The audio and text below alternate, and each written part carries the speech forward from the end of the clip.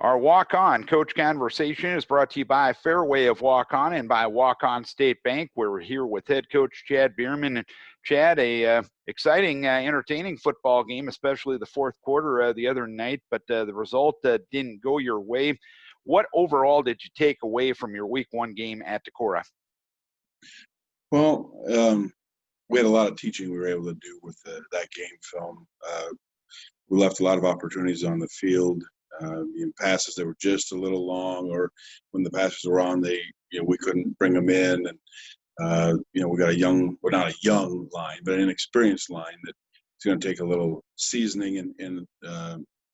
So it's a good teaching tape. We spent a lot of time Monday watching film with the kids, just going over what we need to improve to get ourselves righted.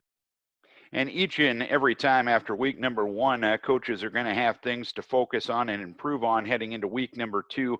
Are those lessons easier to teach when you didn't get the result you wanted?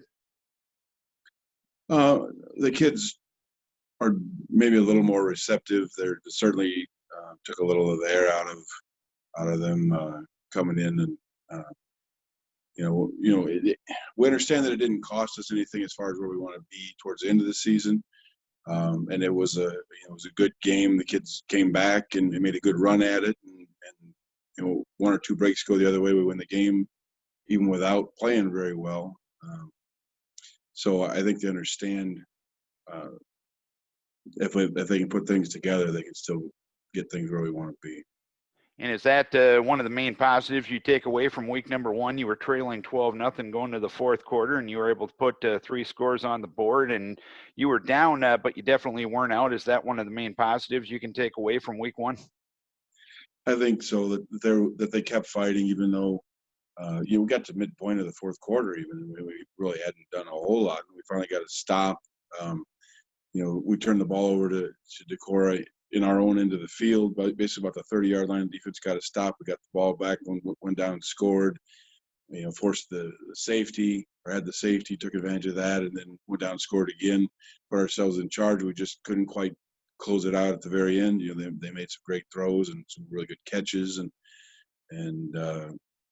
sometimes that happens, and that's another lesson that sometimes you put yourself in position, and then things still don't go your way. What are some of the maybe other positives you can take away from last Friday night, despite the result?